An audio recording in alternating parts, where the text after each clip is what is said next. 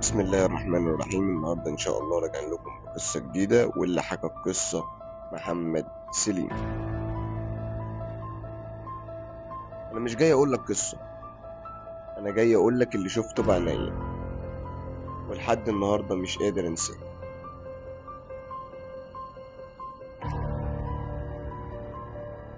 من أسبوعين وأنا بصور فيديو في منطقة مهجورة جنب المقابر، وأنا ماشي رجلي خبطت في حاجة بلاستيك.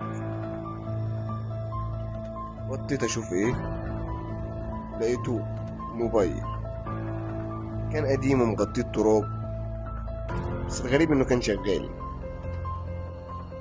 فتحته ولقيت عليه فيديو واحد بس، كان متسجل منذ 2 يوم.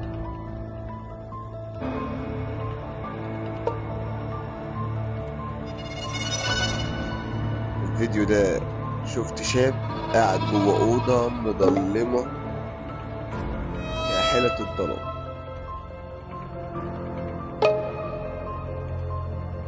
بيقول لو لقيت الفيديو ده بلغ الشرطة، أنا محبوس هنا من يومين. الصوت بدأ يقطع،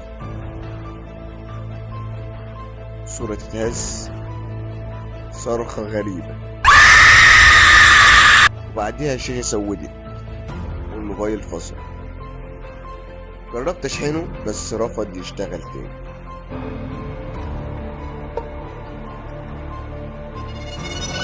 أنا سبت الموبايل وتلقائيا جريت. أنا لسه عارف المكان ده، ولو عاوزني أروح هناك تاني وأصور كل حاجة أروح وأعمل كده.